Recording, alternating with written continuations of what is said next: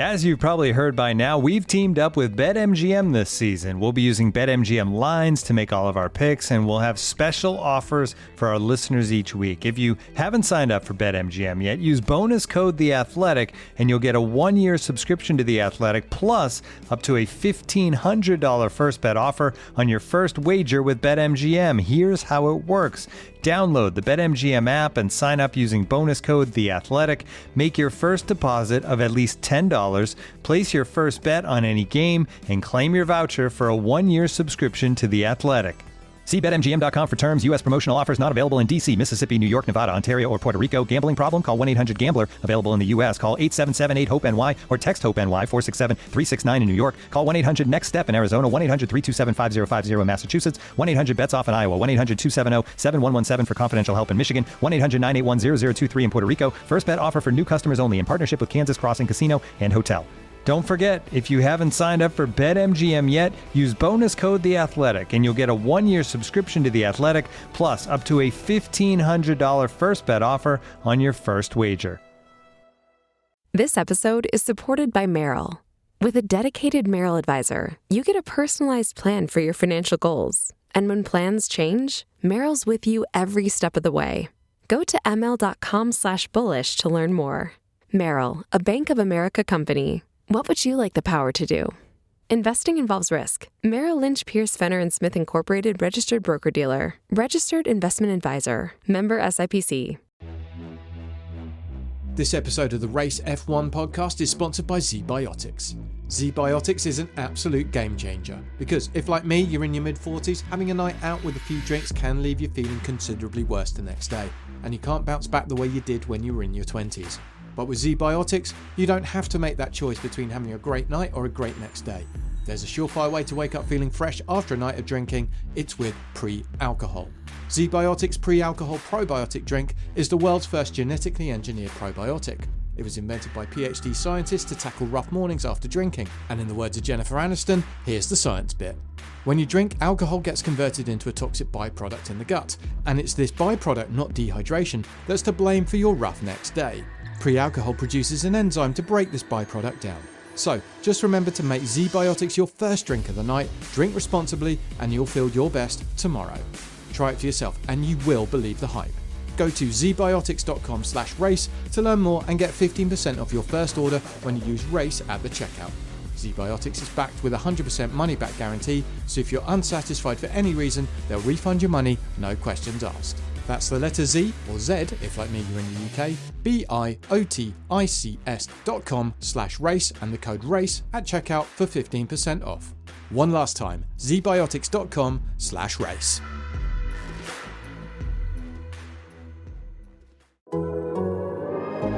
The Athletic.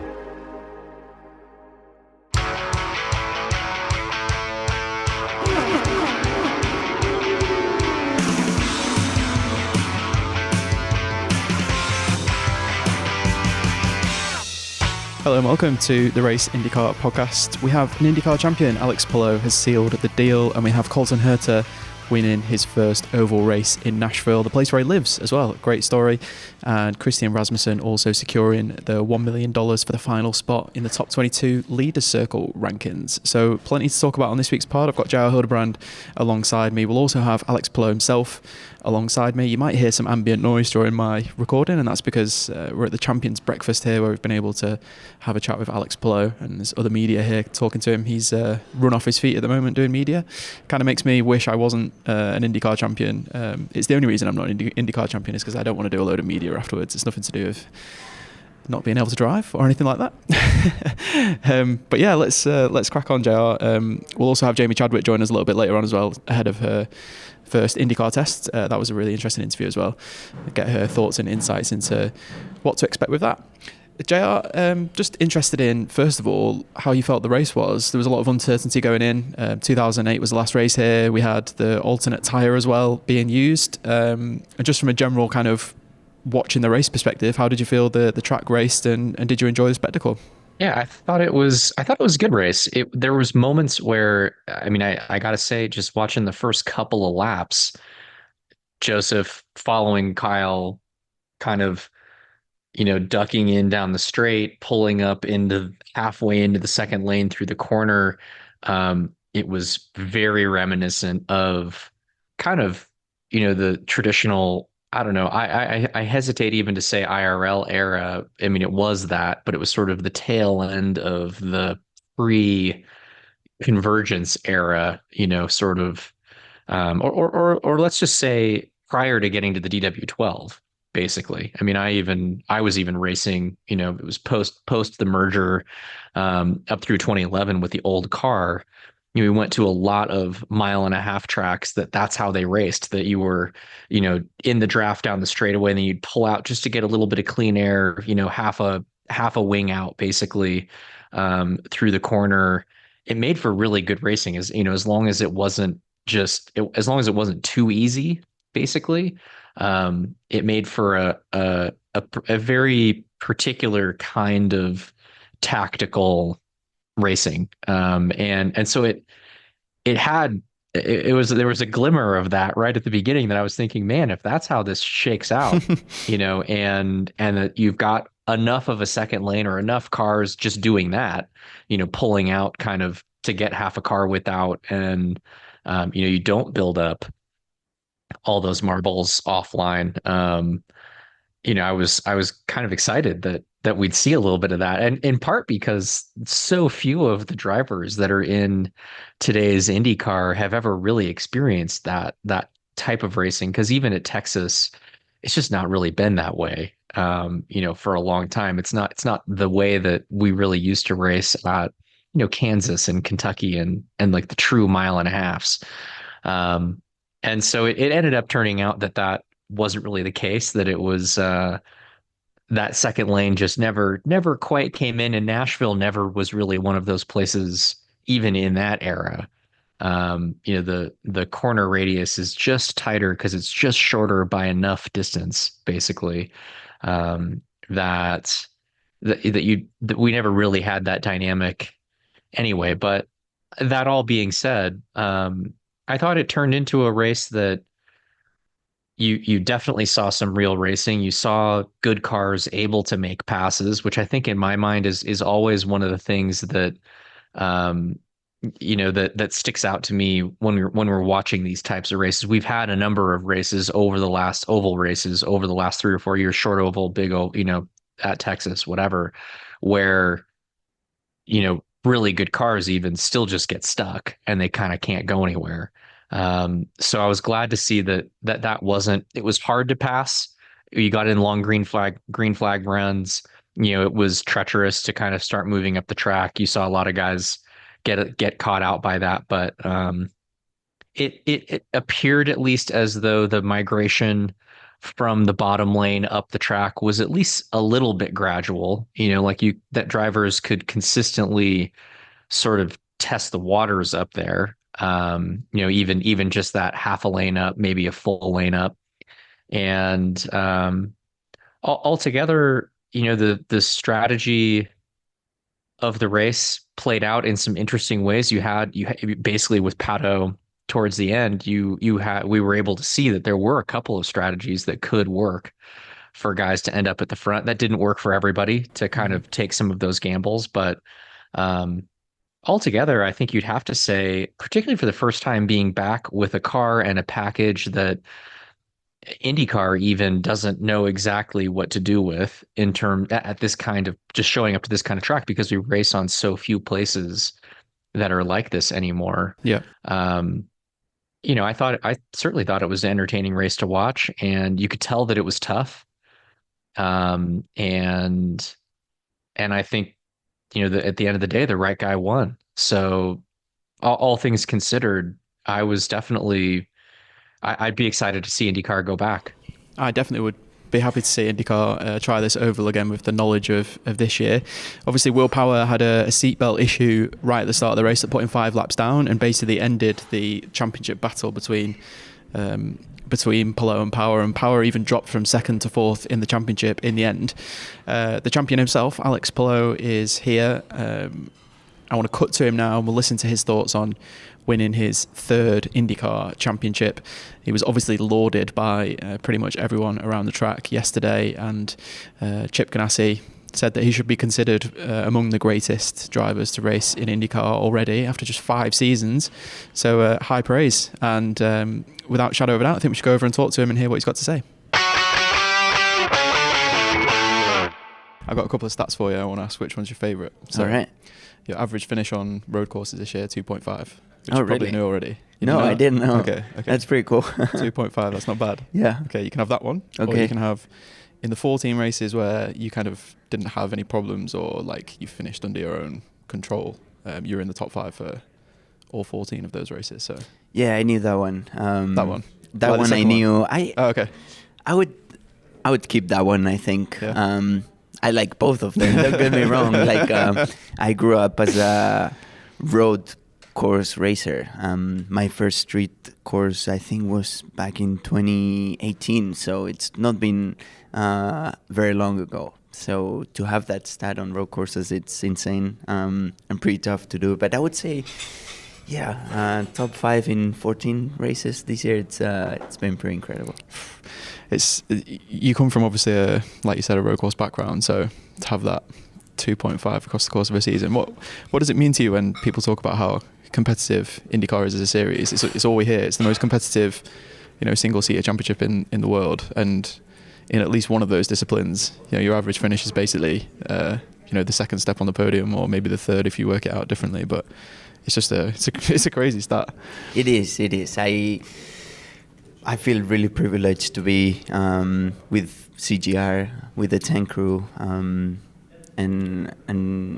they're making me look really, really good on track, honestly. Like, obviously I have to drive the car, but it's really tough for a team to be able to give competitive cars in such a close series every single weekend. And that's what I had this year. Not only this year, I would say the past 4 years, but especially this year on road courses, it's been incredible. Like, I just felt going into tracks that we were the cars to beat. And that stat shows you that it's true. So hopefully we can continue with that. Hopefully we can improve and have the same stat as well on ovals, which is the next goal. But we'll have to work a little bit on that.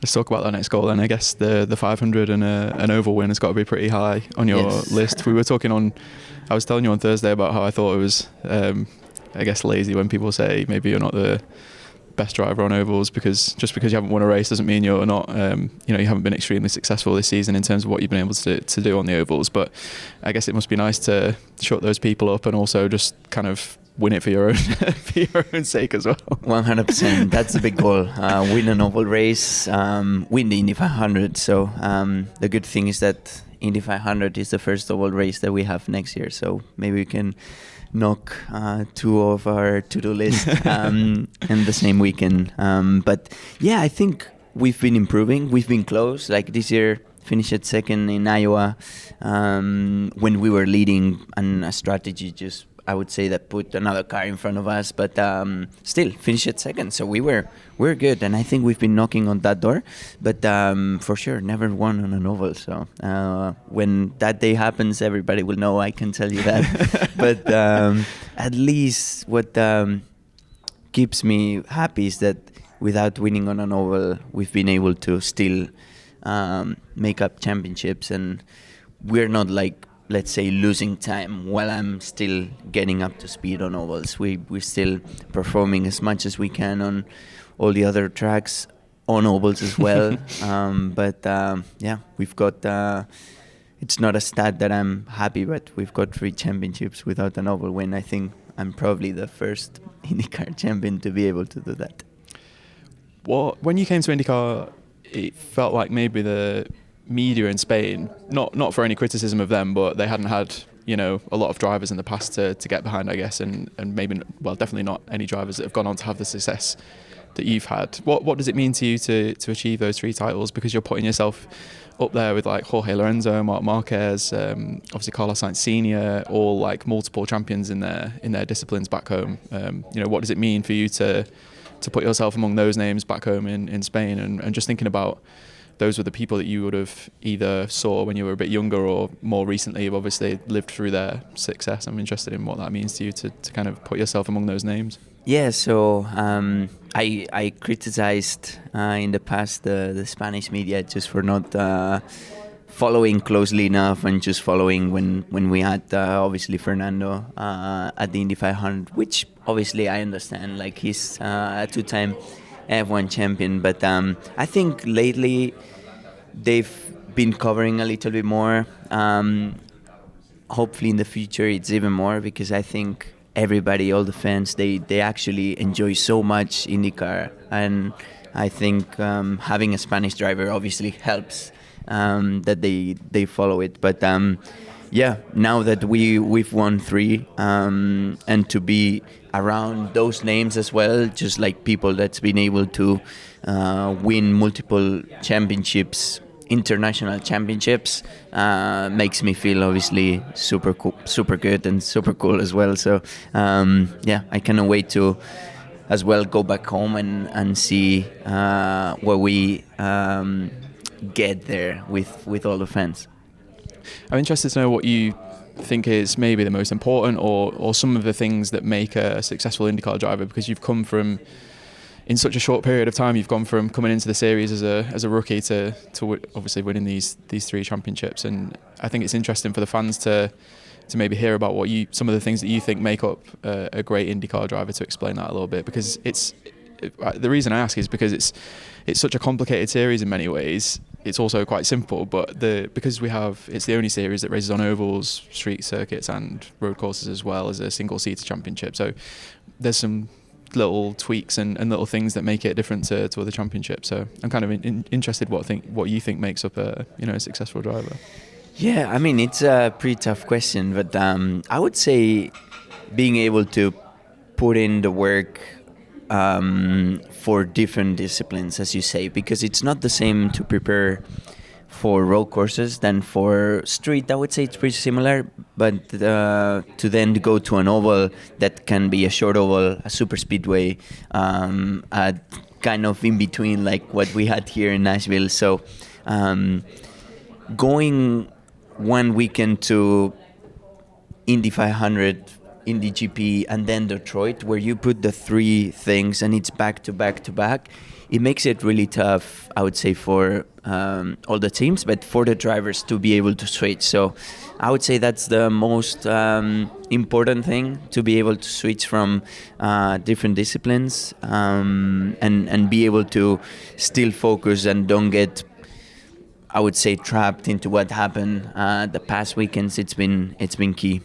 Then obviously it's about strategy, saving fuel, not saving fuel here, overtaking and having a great car around. But I would say that what differentiates probably IndyCar to other series is that ability to or that need to be able to switch. I think that's one of the reasons why you've been able to apply yourself so well, is because you love the analytical aspect of how to go about racing in this series. And if you speak to anyone in the team, they always talk about how you're very good at the analytical side of the sport, but you can also see the big picture, because you get drivers who can be I don't know, just as like a stupid example, you get a driver who's really looking at turn 1 and improving the car there, but then they ruin the car for the rest of the lap, and you're really good at being able to look at that one corner but also understand how it applies to the whole track. And I'm sure there's a lot of drivers that are like that, but I know the team says that it's one of your best strengths is your ability to do that. So I guess you must enjoy that aspect of IndyCar, that's so important for that skill to use. Yeah, I would say it's the sport in general has that aspect that I love. I love this sport. I love this sport because you get to compete, but I love the behind the scenes of this sport of preparing with your team, preparing alone, just driving stuff, and knowing that you need to be very complete on, like, as you said, even just describing how the car is. It's not that you only need a good car for high speeds, like you need to think about the braking and stuff, and everybody's that way, but I actually enjoy that part that is off track of IndyCar. So I think many series are like that, but I would say it's pretty tough when everybody has the same car when you go once again from the bumpiest track to the smoothest track that we have on the calendar in a span of 1 week and a half. So yeah, it's what makes it so fun. Talk to me about the relationship you have with Ganassi, because I guess there's points over your career where even in IndyCar you could have been racing for different teams. You raced for Dale Coyne as well. The kind of the way your career has panned out and how you've stayed with Ganassi over this period of time, I guess you must feel like that's been pivotal to your success, because if you had moved away at any point, you might not have been able to achieve what you've done this year and what you've done over the past 4 years. Yeah, I was extremely happy and lucky to get a drive in the 10 car after my rookie season at Coyne. I think I did a good rookie season, but maybe not a perfect rookie season to get a drive in the most winning team in IndyCar. But I would say I just got lucky with timings where Felix was leaving, there was a seat there. Maybe I had a good month of May, and suddenly they started to follow us throughout the season, and I got a drive last minute. So that opportunity, it's what gave me 3 championships and the opportunity to be fighting for championships every single weekend that we go. So it's been pretty amazing. Obviously we had some off-track things going on, but I'm very, very happy that we've been able to overcome all of those, and we didn't need to wait 2 or 5 years to try and get back to rhythm and back to winning again. We've only lost, we could say, 1 year in 22, which I wouldn't say that we lost it. Finished for 5th, I think, in the championship. So I'm happy. I have the team I have around me. You know what the fans are like? They're already talking about you being one of the best drivers in IndyCar. Chip even said he put you up there as one of the greatest, drivers in IndyCar already, or in that conversation, which is incredible. But now everyone's like, oh, could we ever see Alex Palou in Formula One? It's a question you get asked a lot, I know, and it's probably not one you want to answer after just winning your 3rd IndyCar championship. But how do you feel about that whole future now? And I asked you yesterday, whether you were thinking about going for 6, 7, 8 titles, and you said you're not thinking about that, you're more thinking about the next year. But where does Formula One fit into your landscape at the moment, and how you feel about that?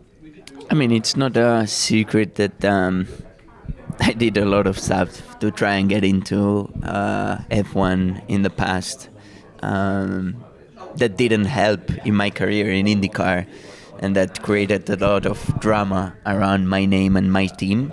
I tried that, it didn't work, learned a lot from that on track and off track. I had a lot of fun as well, but it didn't work. So I'm actually happy of what happened, of what I learned, what I was able to get from that as a driver and as a person. But I'm not sad, honestly. I'm super privileged to not only had almost a chance to go there, but I've been able to win championships while I was trying to get into F1. So yeah, I'm happy here. I'm not knocking on doors. I know also I'm 27, I'm not 17 where maybe there could be a chance in the near future, and I'm not sad about it. I'm actually super excited that I have the opportunity in front of me to try and win Indy 500 now, and ovals, and more championships. So I'm all good. I'll be supporting any IndyCar driver that wants to go there. I'll be the first fan to cheer for them, because I think there's many talented drivers that could go to F1 in our grid and do very well, and hopefully they have a chance near soon, and I'll be, as I said, the number 1 fan cheering for them. You think all those things that you talked about have made you a better driver and a better, I don't know if you would say better person, but just have they helped you to kind of become the force that you have been on track this year, and it's played a part in that development that you've had, do you think? It's tough to say, but for sure. I mean, having to be constantly asked about what I've done with this contract. Sorry about that. No. It's part of myself. So having to be, every day ask about that on normal media, on social media, friends, family, teams, it was the only topic I had to talk about during 2022, and it was my fault. It was not somebody else's fault. So it made me, I think, tough. It made me think about the decisions a lot more as well, and it made me be, I would say, a little bit stronger under pressure, for sure. And it made me focus on what it's really important, which is to win, to take care of my family, but on track to just win, and all the rest doesn't really matter. So for sure it's part of what I am today and the success I had.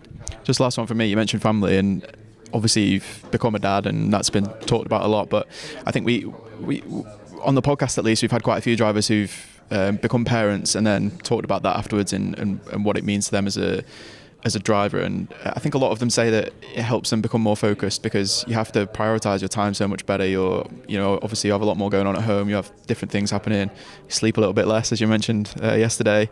Do you think that's almost helped in a way? Because I think some people can see that as becoming a distraction for drivers, and in actual fact a lot of drivers have told us that it actually makes them more focused because they have to prioritize everything so much better. Is that something you found over this year? Yeah, absolutely. I'm very happy I did back-to-back, and the first year that she was born, which is, I would say, I don't know, obviously, because I don't have the experience, but I would say it's the toughest, because you go from not being a dad to now needing to take care not only from myself and my wife, but also from another human being that it's in our hands.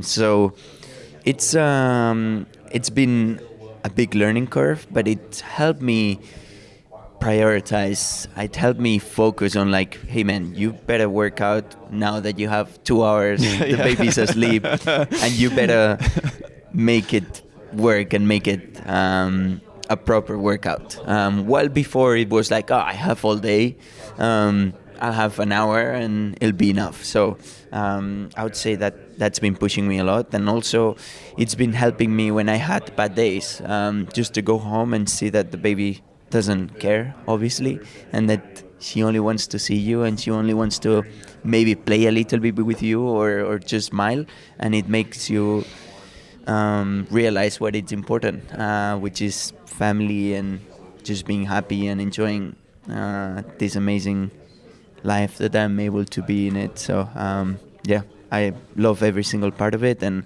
hopefully I can be a good dad for her. Well, thank you for joining us. I know I've said this to you before, but we always appreciate how candid you are when you're asked difficult questions, and you never get angry at us or upset. I do, but I don't tell you. No, I'm joking. But a lot of drivers would not be as open and as honest as you are, and I think the fans appreciate that, and they respect what you say. So thank you. Your reward is to finish your breakfast. So I love thank that. you very much. Thank you. Time now to tell you about the sponsor of this episode, Grammarly. Do you struggle with when to use fewer instead of less? Do you find yourself writing important emails which, when you look back on them, take far too long to get to the point? Are you guilty of exclamation marks and too much jargon? Well, Grammarly is an AI writing partner that helps you find the words you need and the right text for your context. It learns your personal style and your brand or company style to give you personalised suggestions based on what you're writing and who's going to read it. Grammarly works across all the apps and sites you use, like Word, Google Docs, Pages, Slack, and more, so there's no need to copy and paste. Grammarly works where you work. Smart features like tone suggestions help you navigate even the most difficult work conversations. And what's more, data privacy and security are woven into the foundations of Grammarly. It's the gold standard of responsible AI, with 15 years of best-in-class communication, trusted by tens of millions of professionals and IT departments. So get AI writing support that works where you work. Download Grammarly for free at grammarly.com/podcast. That's GRAMMARLY.com/podcast. Grammarly. Easier said, done. This episode is supported by Merrill. With a dedicated Merrill advisor, you get a personalized plan for your financial goals. And when plans change, Merrill's with you every step of the way. Go to ml.com/bullish to learn more. Merrill, a Bank of America company. What would you like the power to do? Investing involves risk. Merrill Lynch, Pierce, Fenner & Smith Incorporated registered broker-dealer. Registered investment advisor. Member SIPC. Did you know Nationwide is so much more than a great insurance company? They're one of America's largest financial services companies. Like how I'm more than just quarterback Peyton Manning, I'm also meditating Manning.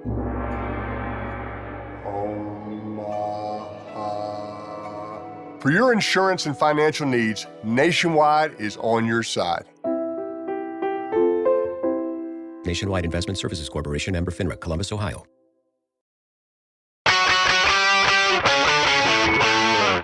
JR, what do you make of? I mean, I know you weren't there, but Chip's comments about Alex being considered among the greatest IndyCar drivers and what he's been able to achieve in this such short period. I mean, it's hard to argue, really, isn't it? With what he's been able to achieve so quickly. He's got so much more to achieve, and as you heard in that interview there, he is obviously targeting the Oval win and the Indy 500, but it definitely feels like he's already kind of getting into that conversation of some of the best drivers to step into IndyCar. Yeah, I think for sure, when you think about, there's a group of drivers that you think about, that are, let's just say, more contemporary. Dario, Scott, Will Power, throw in guys like Joseph, now a two-time Indy 500 winner, two-time champ, so just the more contemporary group of drivers that you sort of think about in that context as some of the greats, their stats will end up piling up to establish them among the greatest of all time in the series. Alex is certainly put himself squarely in that group. I do think that when I think about all of those drivers and you think about IndyCar specifically, it's not just wins and championships. It is Indy 500s and it is oval prowess, which, a lot like Colton Herta, we've had this conversation a couple of times just this season in the context of Scott McLaughlin, because he's knocked down his first, and I'm sure we'll talk about it in the pod. But I do think that when you think about sort of when you zoom out and look at where these guys rank and how we think about them really from an all-time perspective, the oval stats do matter in the IndyCar series. So Alex has all the goods to be able to start stacking those up. So he could absolutely be an Indy 500 winner. He could have been one already probably at this point. Like, it's not because he doesn't have the things that are required to do it. It just sort of hasn't worked out, in his favor. I mean, I still think back to getting taken out in the pit lane. VK, yeah, exactly. Pit lane. Yeah. And so I think we know that, but you still got to go out and do it. That kind of stuff happens to everybody at some point and takes away a win here or there, right? I mean, we've talked about it with Scott. I mean, Dixie's, I can think of, just off the top of my head, 4 Indy 500s that Scott didn't win that he probably should have, so at the end of the day, that only counts for so much when it doesn't actually, when you can't actually check that box on the stat sheet.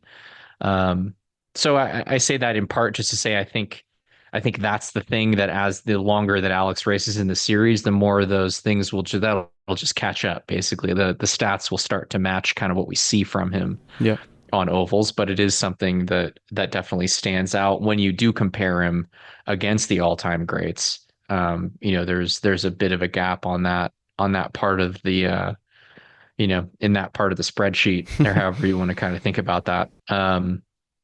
He reminds, I think he reminds me in a lot of ways of sort of a Zanardi JPM that just stayed in the series, basically. A guy that as soon as he was on a good team, I mean, those guys, they were immediately on at Ganassi, right? But Alex, in essence, was immediately at Ganassi. He spent 1 year at Coyne, got picked up by Ganassi, and then just goes out and does the job right away. And just as we've seen with a few of these guys, Newgard, you could throw a bunch of guys probably into this category of, Newgard and Colton, Pato, and Alex, all of those guys, young guys that as soon as they were driving for a good team, just immediately put themselves in race winning championship contention, kind of in the same manner, showcasing some of the same just untouchable sort of skills in their own kind of unique ways. In the way that like Zanardi and JPM did, that vaulted those two guys in particular immediately into F1 seats. That we just haven't seen that happen with any of these drivers that we're talking about here. I mean, you could throw McLaughlin into that, sort of into that mix as well, maybe in a different time and place, a parallel universe. Every one of those guys would have been getting a serious look from a Formula One team, I think. But we're lucky that they've all stayed here. And in Alex's case, he's exemplified that maybe as much or certainly as consistently on a weekend to weekend, year to year basis as any of those drivers have, just in terms of really truly having not only the prerequisite skills, but just the attitude and the mindset to go out and put it all together.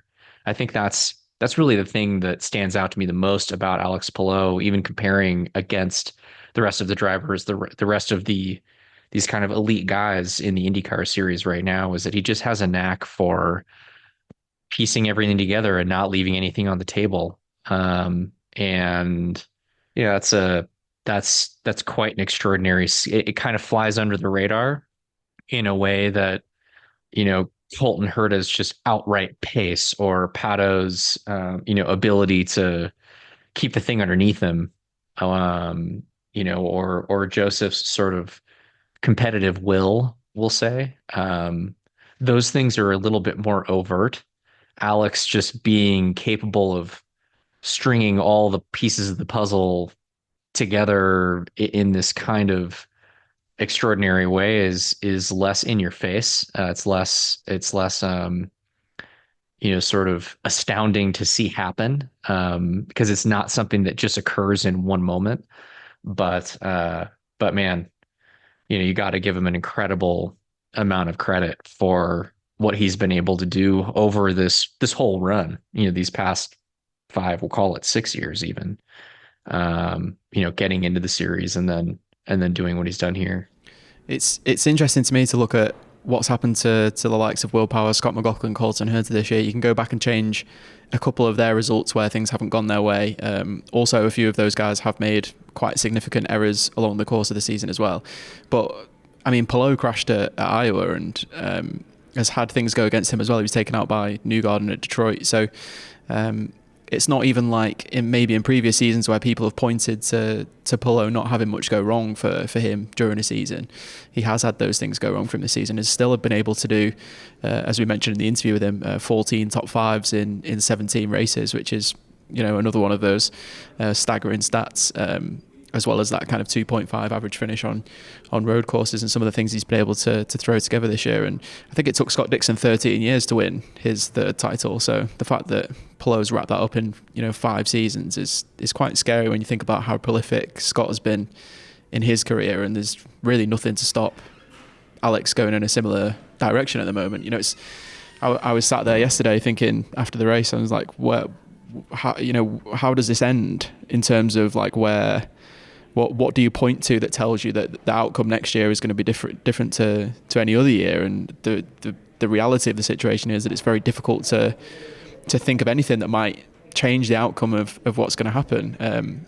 With Ganassi next year, they'll be supplying Maya Shank with a technical partnership. They'll have an Indy Next team, but all of that is being produced by shrinking down to 3 cars and reapplying the people from their sports car program into the next program. So even that to me doesn't scream any sort of worry about how the IndyCar program is going to go and their performance there. So it's really hard to look at this and think what's going to stop Palou from racking these wins up. And even in our interview there, he was talking about we were asking him about his future and where he sees Formula One and if that's still a target for him. And he's very much speaking like that was on the back seat now. And I'm sure if a team came in for him, then the conversation would be very different. But at least at the moment, his mind's not on that at all. It's very much on winning the next IndyCar championship. And it's been really interesting hearing him talk this morning. And I think another thing that's come across is the humility he shows with the achievements that he's had as well, in the sense that people keep asking him, can you go on and win 6 titles like Scott Dixon? Can you go on and win 7 titles like AJ Foyt? Can you beat that and win 8 or 9? And he's like, for me 5 years ago, I would never even dreamed of being compared to Scott Dixon, never mind thinking about eclipsing his achievements. It's such a mindset change in such a short period of time for Alex Palou, in the sense that all these names now are being thrown at him, all these successful people, the most successful people this championship has produced in its history, and he's being linked to all of these people. It's quite a surreal experience, also he says. So yeah, it's been fascinating to hear him talking to all the media this morning, and obviously we had that interview with him there. We're going to take a little quick break now, and we'll head over to Jamie Chadwick to hear about her IndyCar test that's upcoming, and then JR and I will get back into some more action from Nashville. Super exciting, you've got your IndyCar test coming up. I know you've got your final Indy next race to get out of the way first, but tell me your general feelings about wanting to get in the IndyCar. Are you super excited about it? Really excited. It's quite nice as well, because obviously you got this race which full focus is on, but then it's not like a complete shut off. It's the end of the season. I know I've got something else to look forward to, so yeah, very excited. It's going to be a bit of a different challenge. Obviously at Barber we've had a lot of ovals recently, but yeah, I just can't wait. What have you been working on in preparation for it?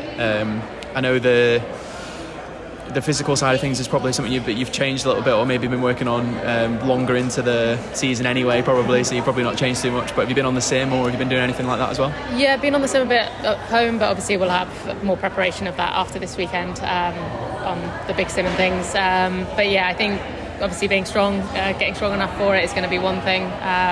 Barber's one of the toughest tracks we go to, so I'm excited for that in a way, because it's going to be the best sort of test and challenge. And then also there's just so many different things with IndyCar to Indy Next. Obviously it's a good feeder series for it, but you've got a lot of different elements to IndyCar. So I've been trying to get on the pit stand and things as much as possible the last few races with the Andretti guys, and just trying to learn as much as I can as to what it takes, in IndyCar. You've got a lot of people there on the team for advice. I guess it's a team where maybe other teams don't have an Indy Next team and an IndyCar team, so you've got a lot of resources there that you can kind of build on.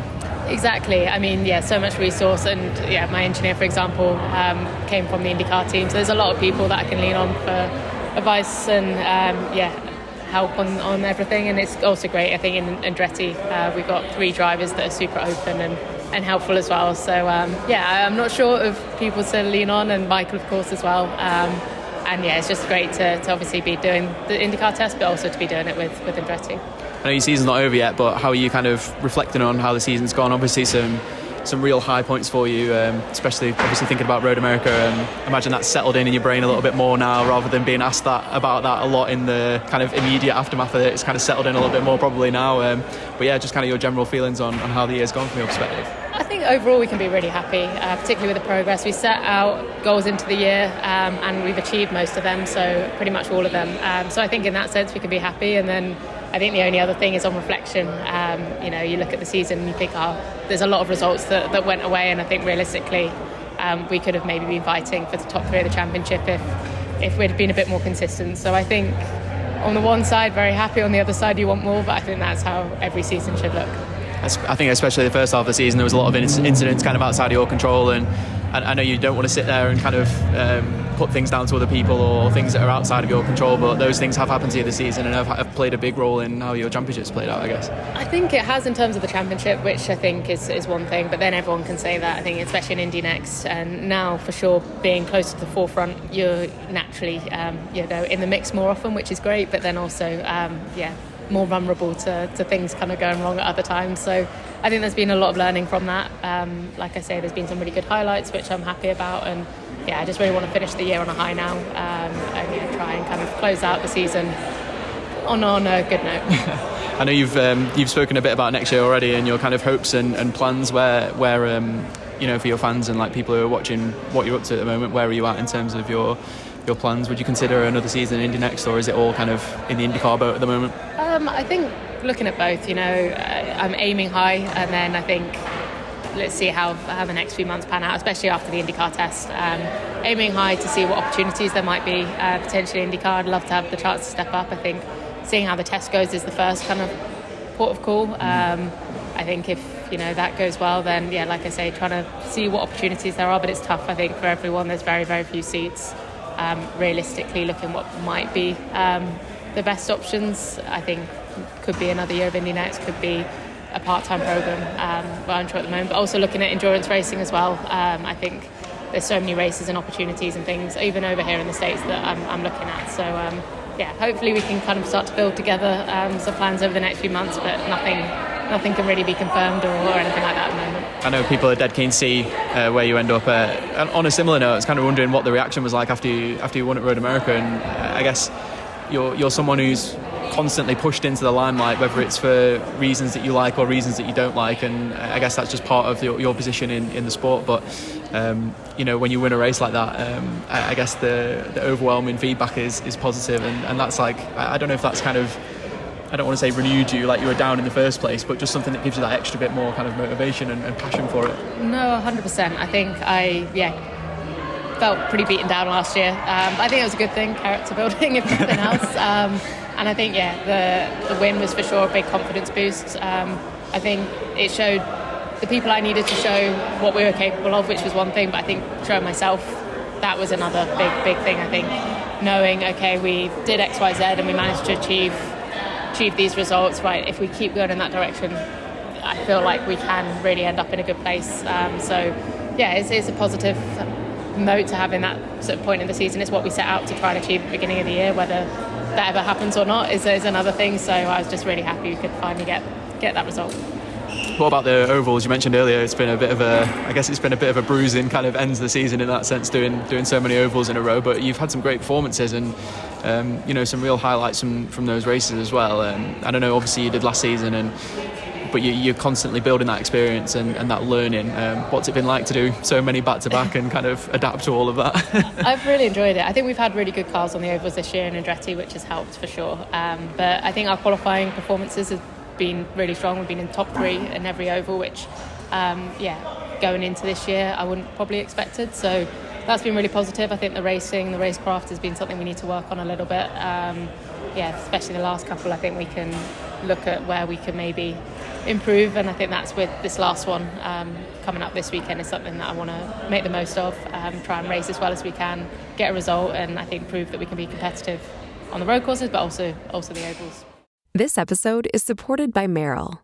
With a dedicated Merrill advisor, you get a personalized plan for your financial goals. And when plans change, Merrill's with you every step of the way. Go to ml.com/bullish to learn more. Merrill, a Bank of America company. What would you like the power to do? Investing involves risk. Merrill Lynch, Pierce, Fenner & Smith Incorporated, registered broker-dealer. Registered investment advisor. Member SIPC. All right, Jar, you mentioned Colton Herta. He was obviously able to pull off that epic pass at the end of the race. If you're not seeing that, you can go back and watch it in the highlights or on social media. He kind of used Stingray Rob as a pick. I guess it would be called in North America as call it a block or something in normal terms. He was able to pass Pato O'Ward and take the lead there.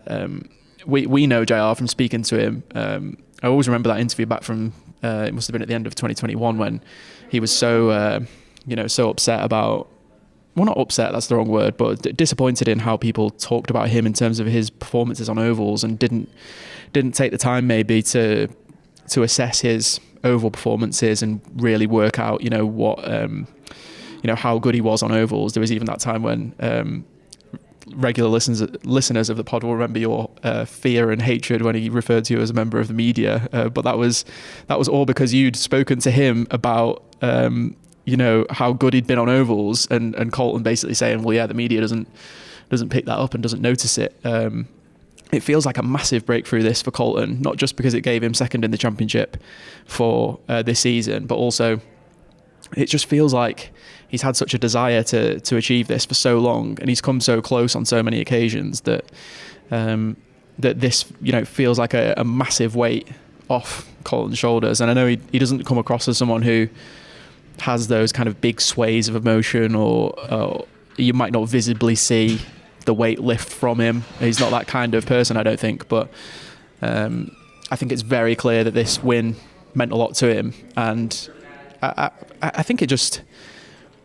I think for the people who know, and like yourself, having spoken to him about it at length, about how, good you think he's been on ovals previously, it just felt like a realisation of what he was capable of, and it's just come later than any of us expected. But it was a great performance, and I think it's kind of it's symptomatic of the season. He's worked really hard. He's been consistent, but added the race wins at the same time.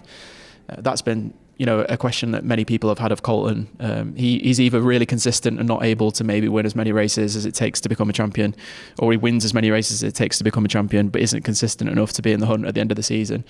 And even that all said, he was fairly upset looking back at the season that there was races that he felt if he had them back, it would have been amazing, because he was in such a good position, having won the final race of the year, that would have put him in championship contention and given him a great fight for the championship. I think for me, JR, I really like this attitude of, it's probably one of the biggest wins of Colton's career in terms of what it means for him and the achievement of getting that oval win over the line. But he was still, in that moment, reflective of the moments that have let him slip this year. And that kind of tells me that he's in the right mindset, that he can go on and win a championship in the future, because he has that ability to not get carried away with what he's achieved this weekend, and to look back and say, I'm actually disappointed, because if we'd have had two or three of these races back, then he would have been in championship contention. And I think that the level of how self-critical he is gives me, I don't want to say hope, because I'm obviously unbiased, but it gives me the knowledge, I think, that he can go on and win a championship in the future. And all of that was kind of symptomatic of how this weekend played out for him. Yeah, I think that it's definitely, I agree with you. And I think that, what you want to be able to see a handful of guys do I guess in the spirit of seeing more guys be able to, year in and year out, be able to compete with Alex Palou at Chip Ganassi Racing, we'll say, right? is you want to see guys put themselves in a position where they don't feel like they have to be swinging for the fences from first race, basically. And I think a part of that comes from having the confidence and the understanding of, like, for myself as a driver at the team that I'm at, if we just do these things, we'll be able to show up and race with Alex at Ganassi toe to toe on average. Basically, like, there's going to be places where they're a little better than us, but we know that there's places where we're a little bit better than them. And be able to do that. And the Penske guys are in that boat. It feels like at least Pato at Arrow McLaren is damn close. And he has managed to, he has, in my opinion, had a similarly reflective point of view this year. Like, he's been very much just race to race. Mm-hmm. Well, just a bunch of things kind of haven't gone their way. They've had a few weekends where they just haven't had the pace. But his attitude, I feel like, has also been one that to me is like, if these guys just get it dialed, like, he's not going to suddenly be caught off guard by genuinely being in the championship hunt, and mm-hmm. with Colton as kind of one of those other drivers, not at Penske, not at Ganassi, not at, one of those two top teams, that it seems like whether it's just been because they kind of they've managed to get themselves into a hole, or they have enough of a just up and down tendency, that it's kind of, whether they know it or not going in, that they just end up showing up at a few places. And, this has been the case, let's say over the last 3 to 4 years or something, that they're feast or famine, that they either show up and they just have crushing pace, and it's like just a question of how what's going to be the gap for Colton being on the pole to the next driver. Or they're kind of out of the window, or they're, not prepared from a resource perspective adequately, or whatever. And so I'm saying all of that basically to say his attitude here at the end of this season, not only in that he ended up winning this race, and so part of it is just the performance that you showcase, but it seems like his point of view, to your point, is, well, actually, yes, we won this race. Yes, that's great. It's nice to prove to ourselves kind of that, and to whoever else they care about, that, we have been capable of doing this, and it didn't take some huge stretch or things going wrong for other guys or whatever, to knock that down. But that there's all these little things that we recognize we could probably just do those little things a little bit better. It's just these little tweaks that could have put him genuinely in championship contention. And so I think that is a rather different point of view than it has seemed like, just for the 26 team, Colton included in that they've just ended up putting themselves in a position, it has seemed from the outside, where when they're good, they even have to end up taking huge risks when they're good.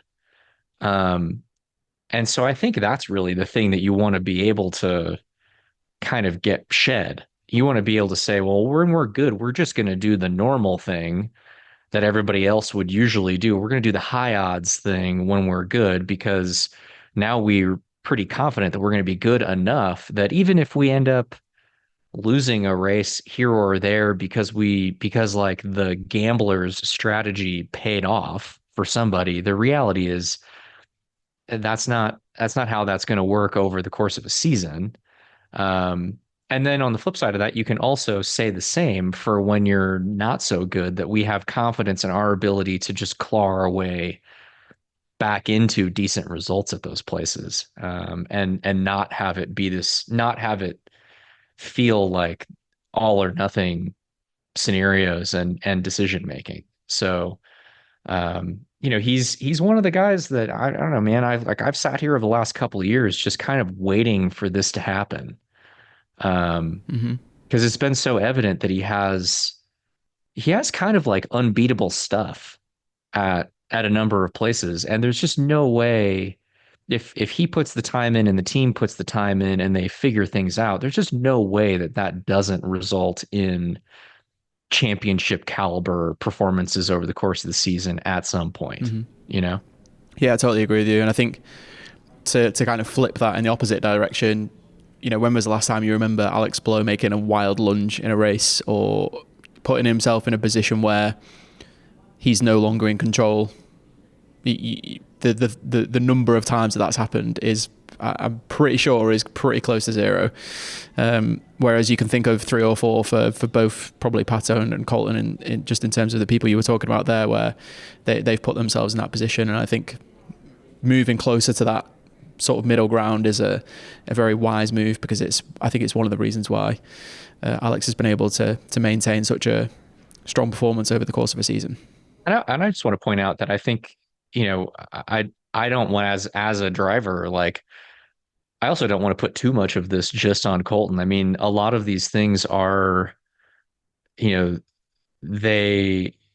working within an established dynamic within your entry, you're the guys on your team and your team at large. And so, the number of times that we've talked about over the last couple of years, just the two of us sort of recognizing, whether it be through interviews or things that are going on, the sort of chaos of Alex Palou's situation within Ganassi over the last few years, this kind of stuff with Scott, whatever, that, it has really pointed to the strength and this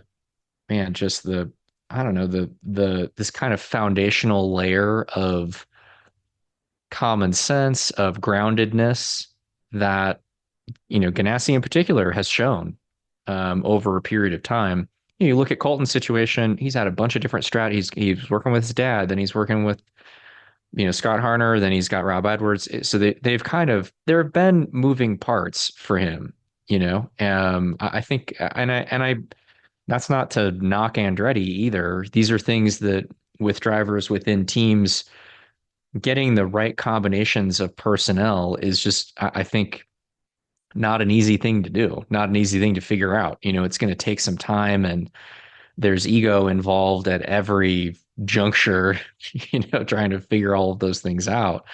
But I do think that, a level of, they have Colton in particular, or the 26 team, besides Colton and Nathan, obviously the two of them have just been working together straight up for this whole time and have obviously clicked, at a level that has been, a big part of why they've been successful when they've been successful at a bare minimum. But it has not been like a picture of stability just across the board. Colton has been vocal about the fact that he's had some things that he's worked on and needed to figure out. And like we've heard from a lot of guys. And I think at the end of the day, that's really the Alex Palou effect. Like the number of drivers that we've talked to or heard talk about the fact that they've realized, even at a super high level, that they've needed to find another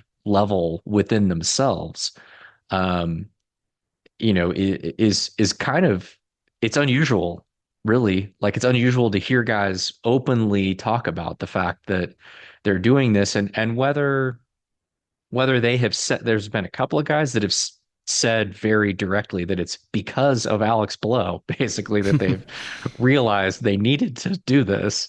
For other guys, it's been less specific in that context. It's been a little bit more generalized, that they just recognize that there's a little bit more something that they need to find within themselves, whether that be the attitude that they just broadly bring to the thing that they're doing and to the racetrack, or specific sort of skill development or whatever that is. But that's clearly the thing that Alex has kind of had just from the beginning. Just his natural state of being has been something that has really clicked for what the IndyCar series requires from a performance point of view in particular. Not to say that I don't think it just click everywhere, but particularly for the diversity of tracks, the diversity of situations that you encounter in the IndyCar series, it's really proven to just be like a perfect match for those conditions. And now we're seeing everybody's game get elevated, I think, because of that. And Colton is one of those guys. I think maybe to expand on something you were maybe hinting at there, or saying maybe a bit more directly, I think it's easy to disconnect driver and team and not assess those two as a whole. And we've talked about how successful Alex Palou has been. He's been with that crew for his whole Ganassi career, and his qualifying average this season is not top 5 in 14 of the 17 races. So their strategy and their pit stops have been a big part of his underpinning his success as well. And that's something that we've seen from other teams. They're not been able to match that consistency on the team side, whether it be strategy, pit stops, etc. So another important thing to consider with Colton, that he has made some high profile errors and maybe not been as consistent as he probably could have been, but he's in a team that has made some mistakes as well, and mistakes when he's been in very good positions to finish in the top 5 and win races over the past few years as well. So the fact that they've both come together this year and been more consistent as a whole has been good to watch as well, to see that whole level rising. You can read a feature about Colton Herta, or you should be able to read a feature about Colton Herta, and if you can't, it will be out this week. Depends when you listen to the podcast. We'll also have features on Alex Palou. Obviously, there'll be winners and losers from the season finale and loads of other good stuff. We'll have some driver announcements coming in the next couple of weeks as well, so you can head to the-race.com to keep up with all of the latest news from IndyCar. Just one more piece of news before we leave. Callum Ilott is Prema Racing's first IndyCar driver for the 2025 season. Well known to the team, he raced for them in 2017 in European F3, and he's getting his second opportunity. It felt like a big waste when he left at the end of 2023. Obviously raced for Juncos Hollinger Racing between 2021 and 2023. He's a great signing for Prema. We know what to expect from him on the road and street courses. Obviously a runner-up in Formula 2 and a Ferrari Junior and an Alpha test and development driver as well in his career. But on the ovals, I think he's underrated. 2023 had the 9th best average finish on ovals before the gateway round where he crashed avoiding Takuma Sato. And his last two Indy 500 bids, one earlier this year for McLaren and the one the year before, particularly stand out to me. Obviously, the 2023 Juncos Hollinger Racing Indy 500 didn't go to plan for Callum. The car was really slow in the practice and they were worried that they were going to qualify for the race. And he insisted there was something wrong with the car. The team couldn't see anything in the data and were hesitant to swap the car over after all the work they'd done on it in the off-season. But Callum was steadfast and believed that he was right and that the car needed to be changed. They did change the car, he qualified and then delivered the team's best Indy 500 finish in 12th.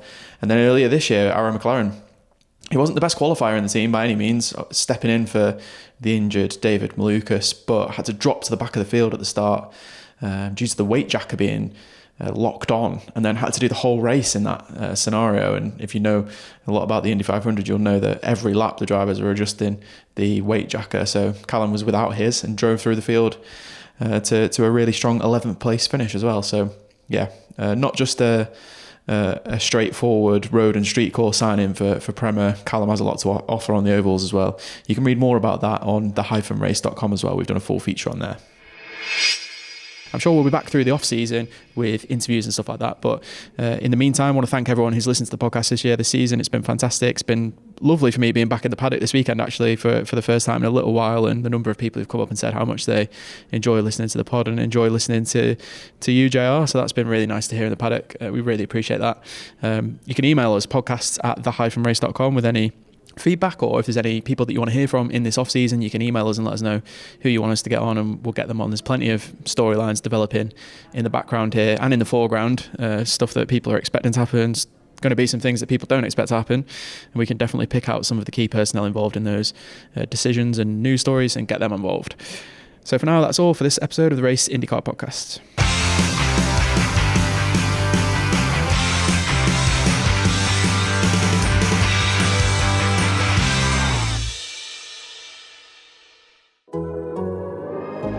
The Athletic.